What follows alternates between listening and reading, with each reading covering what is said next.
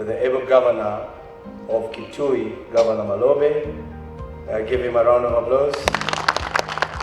Thank you very much, PS, Senator Karuko, and the gentleman from UN Habitat, and the moderator. And as you have heard from the moderator, I'm supposed to cover only two areas. First of all, to talk to the fact that housing is at full function, and what are the county government doing about it? Or to put it in another way, what have county governments done about the fact that housing is at full function?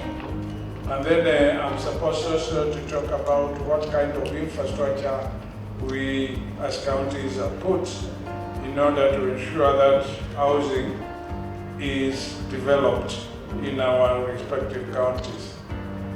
If you look at our constitution, Article 43 talks about housing as a right, which the state needs to ensure is delivered to its people.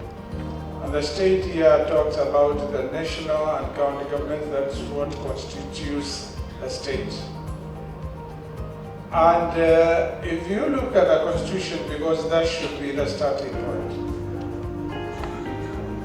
particularly Schedule 4 of the constitution, which assigns various functions to national government and to county governments. Function 20 of Part 1 of the fourth schedule, which talks about functions of the national government, talks about housing in two words. Housing policy is what is assigned to the national government. And then the same Schedule 4, Function 8D, talks about functions. The counties are responsible for county planning and development. And there is A, B, C, D under that county planning and development, and D is housing. So we are supposed to ensure housing is planned for and housing is developed. And if we look at the last 10 years, the county governments which were established pursuant to Constitution of Kenya 2010 did really take up housing as one of the key functions immediately. There was hesitancy on what to do. I think PS Inga has talked about the previous history and the fact that really housing was not receiving any attention from governmental institutions because of the structural adjustment programs, which said housing is not a function of government. It should be left to the private sector. It should be left to the forces of demand and supply. And therefore, counties didn't go into housing construction. Actually, the first 5 years, there was no housing construction, as far as I know, by any county. But there was a lot of thinking about it. Nairobi, for example, was talking about redeveloping the old estates, particularly Eastlands. Mombasa, they were also talking about it, developing the estates around Majengo, and Kisumu and other bigger towns were also talking about the same and thinking about the same. But the housing which was being facilitated by the previous local authorities, where infrastructure will be installed through projects which were known as site and service schemes, was not being undertaken by county governments. But during the last, I would say, 5 years or so, because we are this is the first year after elections took place, A number of things we can say have been done by county governments in various degrees. One of them I've just mentioned, which is development of new housing stock through affordable housing schemes. That one I did not mention in detail, but it is happening. If you look at Mombasa, where they are developing the old Majengo area, it has been given to a developer who was given recently another huge project to undertake. If you look at places like Mavoko, which is Machakos County, at Syokimau, they are also developing some affordable housing out there, and many other counties. I think there are up to around 42 counties where, through collaboration between the national and county governments, land has been reserved and some affordable housing projects have been started. So that is one of the things which is happening. Very few of them have gone up to completion stage. If you have watched the space, quite a number have been launched, but actual completion has not been realized. Some counties have also formulated their own housing policy, although we have the national housing policy by the national government, and that was done before the new constitution came into place. And those few counties are Nairobi, Mombasa, and Kisumu, and with the support of the national government and a project we call KISIP, which is Kenya Informal Settlements Improvement Program, they were able to develop policies in order to ensure the way they approach matters housing is a bit more coordinated. Policy is usually a guide to action. County government will come up with the guidelines for how they should approach matters housing. And that's what those three particular counties did. And then the other one is redevelopment of old municipal housing estate. I've mentioned those. And it is ongoing, usually through collaboration with the National Housing Corporation in some cases, and in others trying to inject elements of public-private partnerships. How well they are working, I think we need to learn a bit and listen a bit and evaluate a lot more. And then the other one is upgrading of informal settlements. And this has happened particularly through this project, which is funded by the World Bank, Kenya Informal Settlements Improvement Program. So that's some of the things which have been done. And when we look at the last mile infrastructure, because I was asked also to talk about what kind of infrastructure have we as county government put in place. We need to start by recognizing that housing is more than a house. A house is maybe the structure, a four-walled structure, and maybe other rooms in there. But for housing to be functional, you need a lot of other infrastructure. You need, for example, electricity to be connected.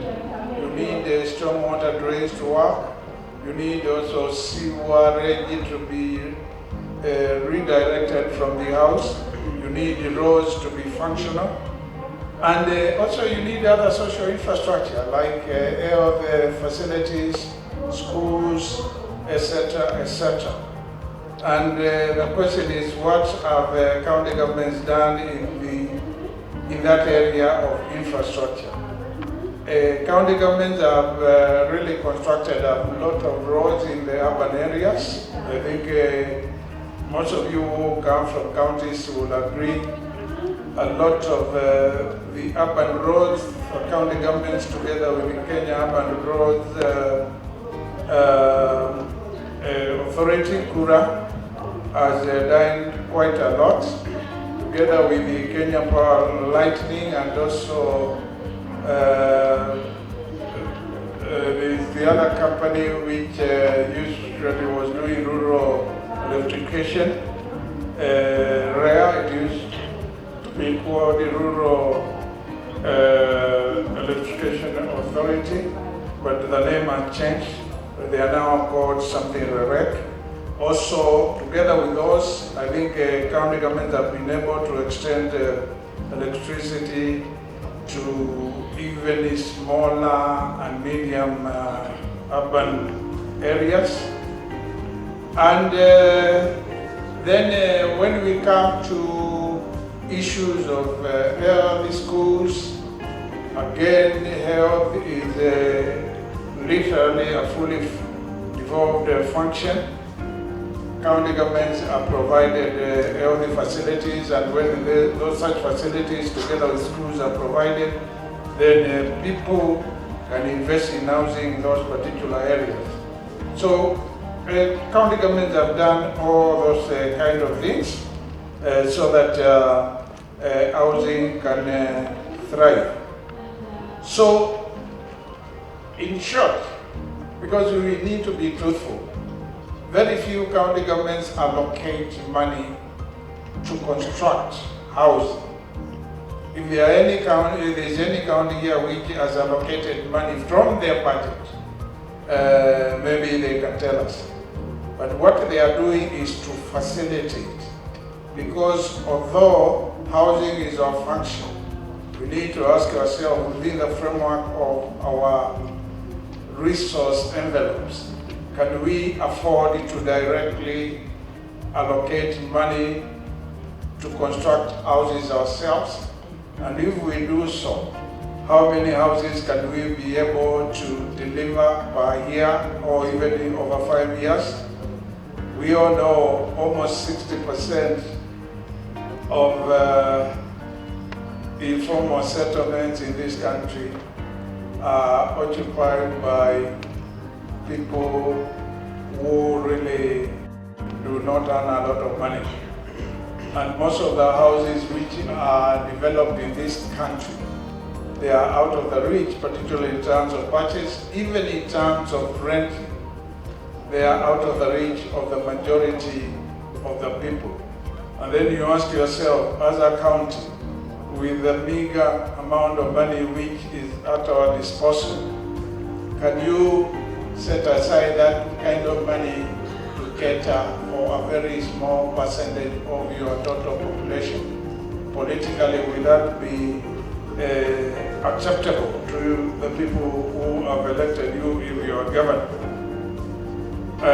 Yet, the housing challenge must be dealt with. Urbanization is taking place very fast, particularly with devolution. The annual growth is about 3 to 4%, and it is estimated almost more than a third of the Kenyan population will be living in the urban areas by the year 2030. Therefore, we need to think about it, which brings us to the issue of finance. The housing fund has been established.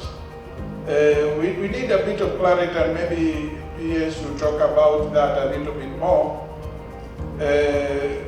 How the housing fund is financed, what are the eligible programs and projects in which the housing fund can fund, how can county governments access the housing funds. If, for example, they want to develop some housing, social housing, for example, can they access to it, or they should go through the National Housing Corporation? Because I understand, although I'm not sure, the housing fund is supposed to really be administered under the National Housing Corporation. So there we are. In all honesty, we haven't, as county governments, done a lot directly, other than affordable housing, where there is this partnership going on. And we still are asking ourselves, a lot of us, this housing which is going to be developed, will it be accessed by low-income housing categories? And if so, what kind of percentage are we talking about? Or we are going to have a phenomenon which has been there over the years in this country. You develop housing which is, when it is being planned, said to be targeting the low income groups, but because of that problem of affordability, they really sell the houses off, or they rent, but after a few years, they really do not own those particular houses. So you ask yourself, have you achieved your objectives? So let me leave it there. Perhaps somebody may be saying you should be giving us answers, but here we are supposed to pose the questions and jointly see what solutions we can come up with. Thank you very much, Uncle.